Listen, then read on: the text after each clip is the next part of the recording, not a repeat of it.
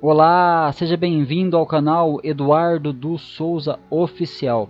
Deus abençoe grandemente a sua vida, Deus abençoe a sua casa, Deus abençoe a sua família. Estamos aí no audiobook do livro O Homem Mais Inteligente da História, do autor Augusto Cury. E hoje nós vamos para a segunda e para a terceira parte do livro, que se chama Terremotos Emocionais e Perdas Irreparáveis. Para você que acompanha aí, fique ligadinho, acompanhe até o fim, porque eu tenho certeza que você vai ser muito abençoado pela leitura desse livro. E você que ainda não é inscrito no canal, se inscreva, compartilhe, deixe o seu like, deixe seu comentário e vamos juntos aí proclamar o reino de Deus e que você possa estar sentindo a presença de Jesus, porque Ele está aí com você e Ele vai te abençoar grandemente. Então vamos para a leitura do livro e que Deus te abençoe em nome do Senhor Jesus. Terremotos emocionais. Ana, a mulher de Marco Polo, era uma psicóloga brilhante. Sua mãe sempre fora depressiva e, infelizmente, havia tirado a própria vida quando ela ainda era criança.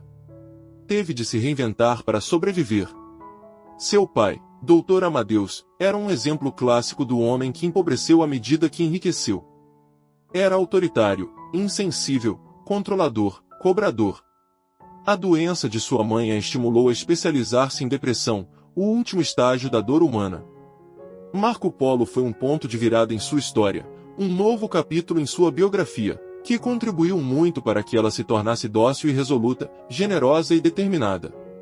Seu objetivo principal como profissional de saúde mental era instigar seus pacientes a serem autônomos. Seu pai tentou de todas as formas impedir a relação dos dois. Ter uma filha. Psicóloga já era complicado para um mega empresário cujo Deus era o dinheiro. Agora, ter um genro psiquiatra, amigo dos esquizofrênicos, era intragável e revelava as próprias loucuras do Dr. Amadeus. Minha filha, você tem uma vida de rainha. Viver com esse psiquiatrazinho sem dinheiro e saturado de romantismo intelectual fará com que você, cedo ou tarde, caia na realidade. Certamente engordará as estatísticas dos relacionamentos fracassados. Marco Polo chegou sem que fosse notado e ouviu a conversa do pai com a filha. Sempre seguro, interveio com convicção: quem ama sem riscos ama sem glórias. Pego de surpresa, Dr. Amadeus não pediu desculpas. Aliás, desculpas não faziam parte do dicionário de sua vida. Confrontou-o: só que alguns riscos são estúpidos e irracionais. O padrão de vida da minha filha vai despencar e você não vai conseguir supri-lo sem minha ajuda. Não precisaremos da sua ajuda, afirmou Ana. É o que os filhos rebeldes sempre dizem, rebateu o pai com raiva, afastando-se. Refém do passado, no início do relacionamento Ana era possessiva, ciumenta, hipersensível, sempre procurando uma atenção desproporcional de Marco Polo. Uma pequena distração que fosse gerava dramáticas cobranças. O médico estimulava sua consciência crítica, pois sabia que ninguém se casa apenas com uma pessoa, mas também com os fantasmas do seu passado e com sua família. Uma pessoa emocionalmente mal resolvida tem um amor insaciável, que sempre procura no outro o que não tem dentro de si, dizia.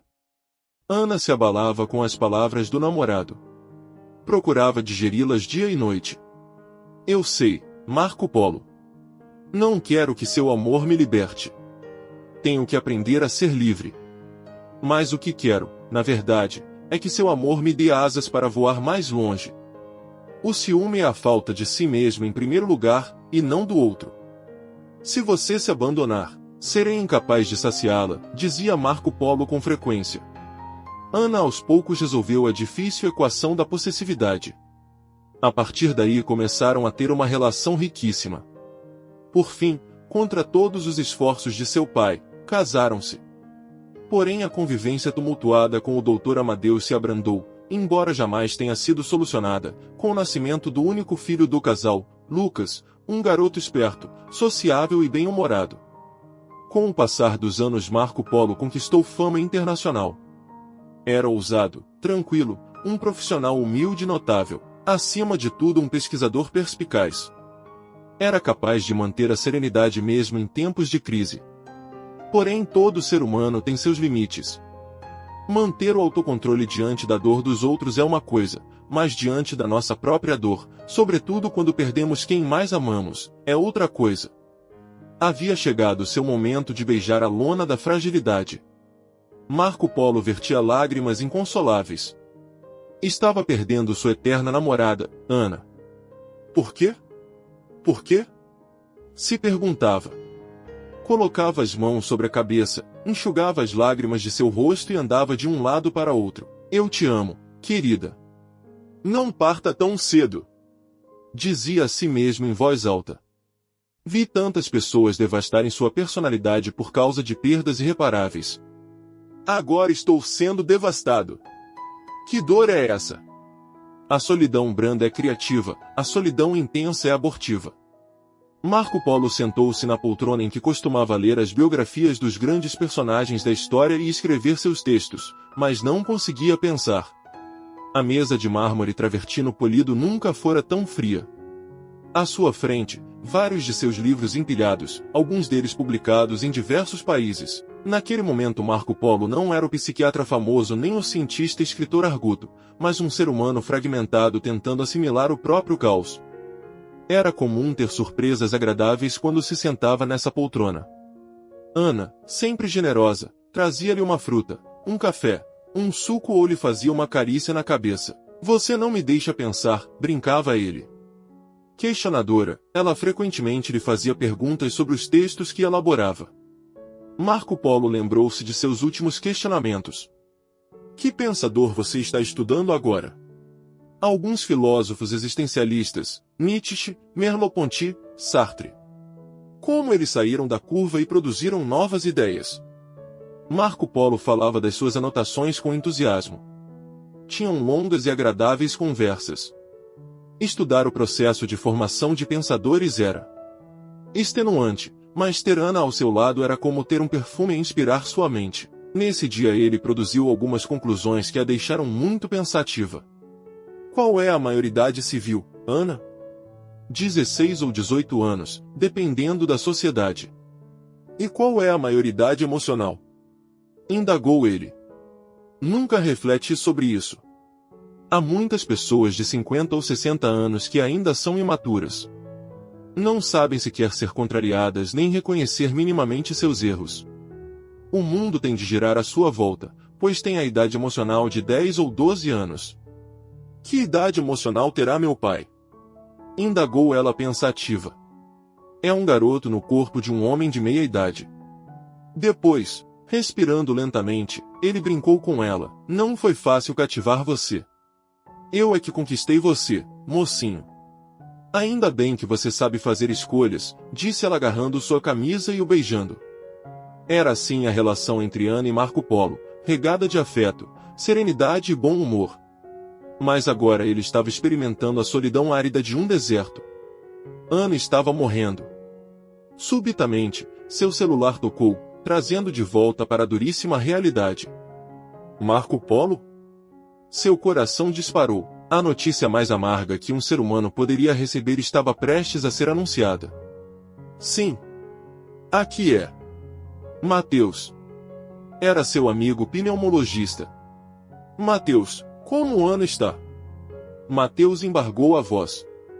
Não conseguia proferir aquelas palavras, pois era muito amigo de Ana também. Eu já sei, amigo. Ana fechou os olhos. Para a vida, antecipou-se o psiquiatra, que há pouco deixará o hospital.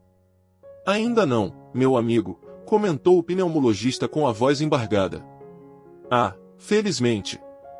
Como ela está? Indagou Marco Polo, com os olhos cintilantes pelas lágrimas que brotavam. Está inconsciente, em coma induzido. Teve 2 paradas cardíacas. Conseguimos ressuscitá-la, mas, dificilmente suportará uma terceira, está com falência múltipla de órgãos, falência múltipla. Exclamou Marco Polo, inconformado. Estava vivendo um verdadeiro terremoto emocional. Sinto muito, amigo. Você está perdendo sua esposa. E eu e Cláudia, uma grande amiga, disse o Dr. Mateus, não contendo também suas lágrimas. Bom, você está mais preparado para suportar essa perda. Agora é tempo de preparar o Lucas. Dar a um filho a notícia de que nunca mais ouviria a voz da mãe ou teria seus abraços e beijos é a última coisa que um pai espera fazer. Marco Polo sentou-se novamente na poltrona e refletiu sobre isso. A saudade retirava o oxigênio da sua emoção. Lucas estava em Miami, passando férias na casa do avô. Logo que o filho partiu, Ana começou a manifestar os sintomas de uma doença pulmonar autoimune rara e de evolução rápida, pegando todos os médicos de surpresa, inclusive Marco Polo. Esperava diariamente que ela se recuperasse, por isso não contará a gravidade da doença para Lucas. Mas Ana piorava cada vez mais. Quando Marco Polo pegou o celular para lhe dar a triste notícia, outro terremoto emocional abalou ainda mais seus alicerces. Ele recebeu a ligação de um policial americano. Mr. Marco Polo? Pois não. Aqui é da polícia de Miami, 25º distrito. Marco Polo gelou por dentro. Aconteceu alguma coisa com meu filho Lucas? Infelizmente sim. Um acidente? Indagou quase sem voz. Não. Marco Polo respirou um pouco mais aliviado. O chefe do distrito continuou. Porte de drogas. Porte de drogas? Um menino de 16 anos está portando drogas? Mas ele nunca usou drogas. De fato, Lucas nunca usou drogas. Até 15 dias antes, os pais são sempre os últimos a saber. Que drogas? 5 gramas de cocaína. Cocaína? Mas ele nem sequer tem dinheiro para comprar isso. E cometeu outra infração. Estava dirigindo sem licença. Como é possível? Não tem carro à disposição dele, que está passando férias na casa do... Mas em seguida Marco Polo caiu em si e sussurrou abalado. Doutor Amadeus, o quê? Indagou o chefe do distrito policial. Pensei alto. Posso falar com meu filho? Sim, respondeu o policial e passou o telefone a Lucas. Filho. Lucas. Mas Lucas só chorava. Filho, fale comigo. Me desculpe, papai. Me desculpe, disse o garoto aos prantos. Sempre estimulei você a valorizar a vida, filho. Cocaína cria uma gravíssima dependência psicológica. Gera um cárcere emocional terrível. Eu sei, papai. Foram só algumas experiências. Sou o pior filho do mundo. Marco Polo não sabia qual dor era maior, a perda da esposa ou a perda do filho. Não diga isso, meu filho. Eu te amo. Quando você começou a usar? Seja honesto, por favor. Foi aqui em Miami. Experimentei no segundo dia depois que cheguei. Alguns amigos que conheci aqui não são amigos, meu filho. Lucas continuava muito abalado, chorava. Acalme-se, filho. Existem dores piores que essa, piores, papai. Como? O vovô está furioso. Disse que sou um merda, que envergonho a família, que não vou ser nada na vida. Não, meu filho, você é um garoto maravilhoso. Vamos transformar esse erro num grande acerto. Deixe-me falar com seu avô. O doutor Amadeus pegou o telefone falando de maneira ríspida. Que educação você deu para seu filho? Você não é um psiquiatra famoso? Sou um ser humano sujeito a erros. Não diminua seu neto, doutor Amadeus. Ele precisa de você neste momento difícil. Tenho que limpar a sujeira dele. E você ainda vem me dar lição de moral? Disse o sogro, sem qualquer compaixão. Nem sequer perguntou sobre o estado de saúde da filha, mesmo sabendo que ela estava na UTI. Marco Polo, profundamente ferido, elevou o tom de voz. Você deu dinheiro sem controle ao Lucas e deixou um carro à disposição dele sem que ele tivesse licença para dirigir? Está me chamando de irresponsável? Você fracassa como educador e ainda me culpa, nem perguntou sobre sua filha. Não consegue ser generoso nem quando Ana está perdendo a vida. Quando Marco Polo falou do estado de Ana, o doutor Amadeus caiu em si, silenciou pela primeira vez. Tremendo, disse, Ana está morrendo? Lucas ouviu as palavras do avô e entrou em pânico. O que foi, vovô? Infelizmente Ana teve 2 paradas cardíacas, informou Marco Polo. Está respirando com a ajuda de aparelhos. Eu estava prestes a ligar para vocês. Minha filha está morrendo, disse o Dr. Amadeus, que nesse momento ficou mudo e deixou o telefone cair. Desesperado, o menino pegou o aparelho e falou com o pai. Pai, papai, a mamãe está morrendo? Ah, meu filho, ela ainda está viva, a doença dela é séria? Infelizmente é. Ela respira com a ajuda de aparelhos. Não. Não. Mamãe não pode morrer. Disse Lucas, aos prantos. Mas vamos ter esperança. É melhor ficarmos juntos. Volte para casa. Lucas desligou o telefone, desesperado. Eles foram liberados do distrito policial devido à urgência médica de sua mãe. O garoto teria de apresentar-se a um tribunal e passar por uma correção educativa em sua cidade. Seu avô deveria comparecer posteriormente para mais esclarecimentos. Apesar de detestar hospitais, o Dr. Amadeus não podia se recusar a visitar a filha num momento tão delicado.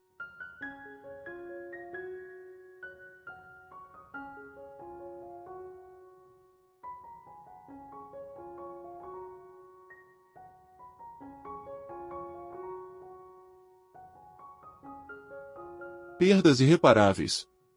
Pegaram o primeiro voo para Los Angeles.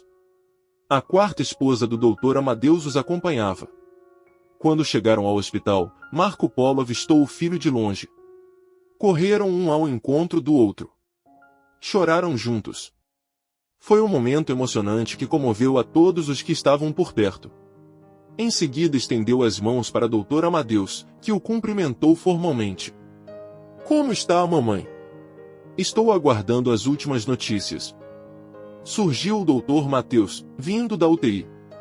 Combalido, aproximou-se do menino com os olhos úmidos. Esfregou as mãos na cabeça. Olá, Lucas!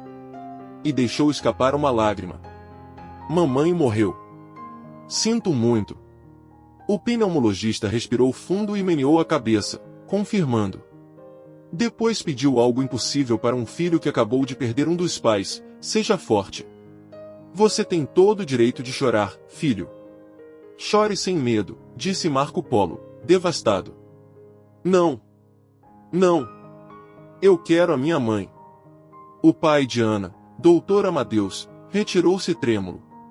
Foi para um hotel e se entupiu de tranquilizantes, como sempre fazia quando enfrentava algum problema.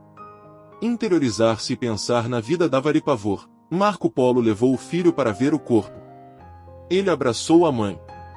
Mamãe! Mamãe, por que você se foi? Balbuciava Lucas repetidamente, beijando-a. No dia seguinte, aconteceu o velório. Era um dia ensolarado, mas profundamente triste. E não apenas Lucas chorava. Mais de 200 crianças e adolescentes que viviam nos quase 20 orfanatos de que Ana cuidava choravam a sua morte. Cada grupo de meninos e meninas abandonados trazia um cartaz. Um dizia: você foi embora, mamãe, mas viverá para sempre dentro de nós, Orfanato Saint-Clair. Outro dizia: nossos pais nos abandonaram, mas seu coração nos acolheu, Ana. Você é inesquecível. Orfanato Los Angeles. Outro ainda: obrigado por ter dado o melhor que você tinha para os que pouco tinham. Te amamos. Orfanato Hijos de Maria, San Diego. Marco Polo era abraçado não apenas por Lucas, mas por todos seus filhos adotivos. Foi o velório mais emocionante que aquele cemitério já havia presenciado. Apesar do cenário marcadamente triste, Marco Polo homenageou a esposa. Ana foi minha eterna namorada. Viver ao seu lado foi um privilégio. Era gentil, generosa, paciente e tolerante. Soube suportar os capítulos mais importantes de sua vida nos momentos mais desesperadores de sua história. Lucas também falou. Mamãe morreu tão cedo. Mas ela viverá para sempre dentro de mim. Ela me amou, acolheu, foi paciente, foi, e não conseguiu mais proferir suas palavras. Em seguida o religioso teceu as suas. Ana é como uma daquelas raras flores que nascem no jardim da humanidade e prematuramente são colhidas. Ela procurava a assinatura do autor da vida nas entrelinhas da existência. Era um ser humano e uma profissional notável.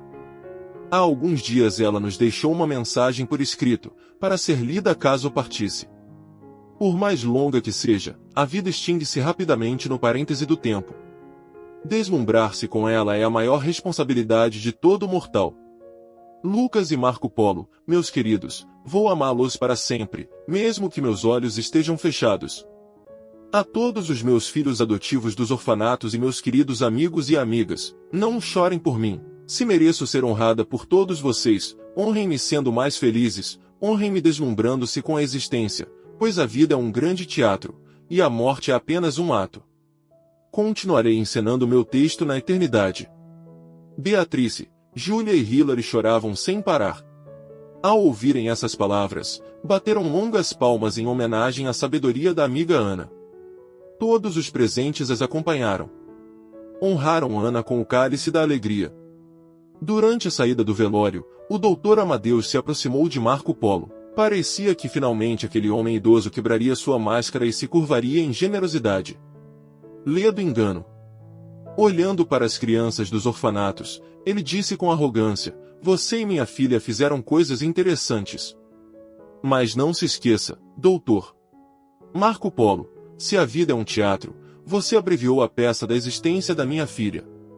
Você não colocou Ana nas mãos dos melhores médicos. Investigarei sua conduta." Depois beijou o neto na testa e saiu sem dizer mais nada. O multimilionário partiu para seu cárcere, um enorme palacete em Miami, rodeado de pessoas pagas para falar todos os dias que ele era um grande homem.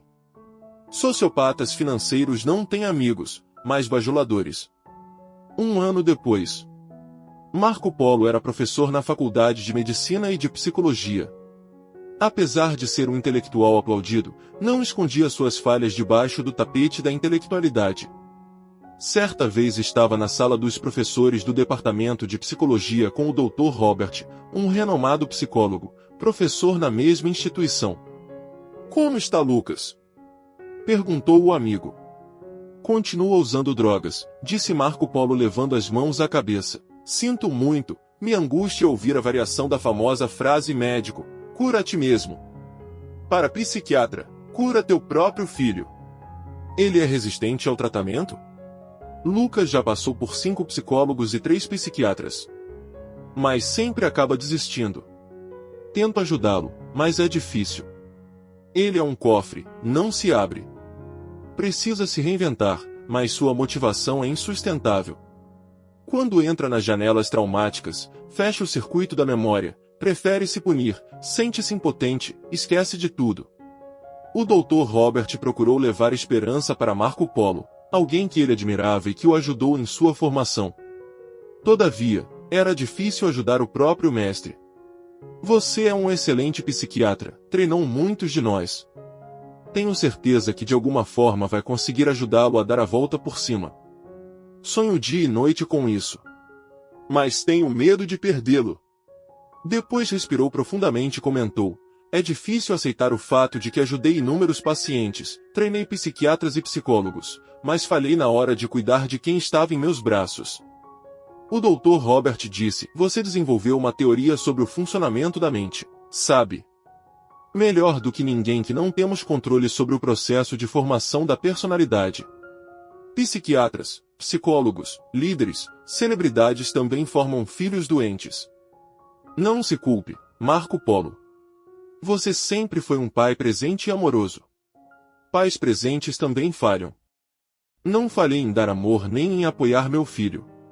Mas fracassei em oferecer ferramentas para ajudá-lo a ser autor da própria história. Todos nós falhamos nesse quesito", lamentou o Dr. Robert. "Infelizmente só desenvolvi essas ferramentas quando ele já era adolescente. Meu filho não sabe gerenciar sua ansiedade nem proteger sua mente. E quem sabe, Marco Polo? Quantos psiquiatras e psicólogos sabem proteger a própria emoção? São ótimos para os outros, mas se esquecem de si mesmos. Meus filhos também cresceram com dificuldades.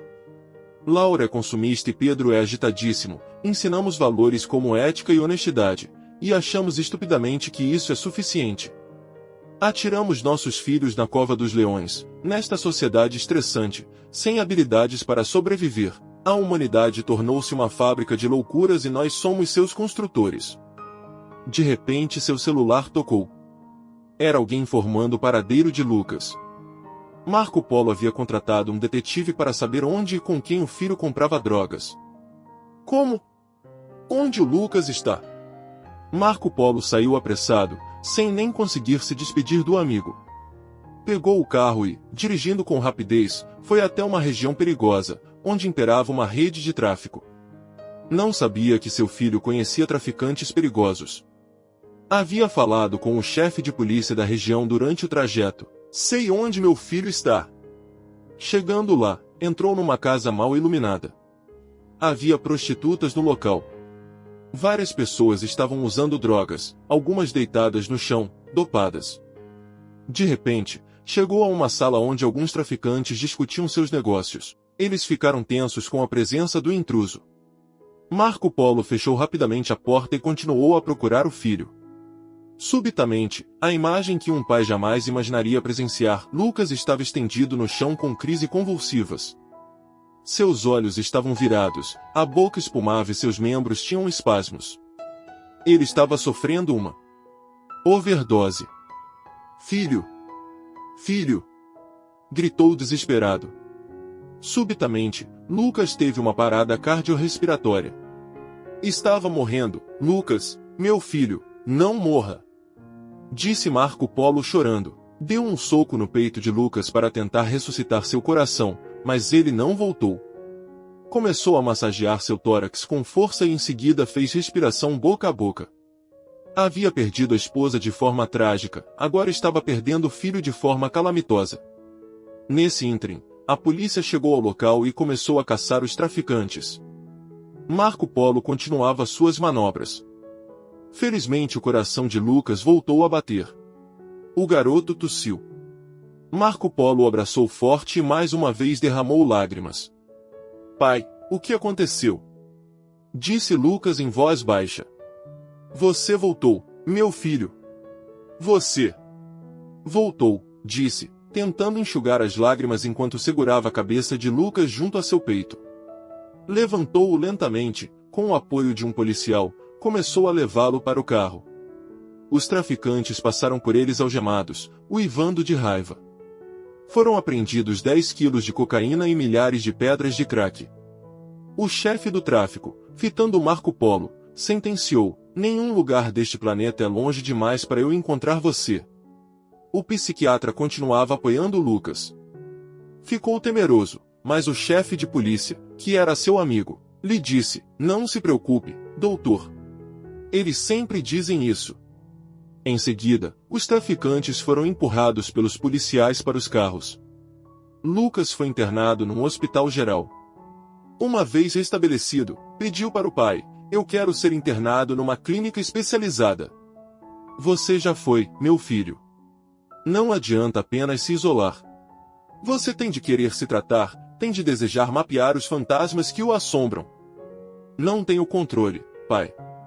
Desta vez eu quero, eu preciso. E assim, pela segunda vez, ele foi internado. Passaria 3 meses longe de tudo e de todos, mas não dos vampiros emocionais que estavam nos porões de sua mente. Precisaria deixar a luz da razão penetrar nos solos inóspitos de sua psique para poder biografar sua história, e não ser biografado por seus traumas.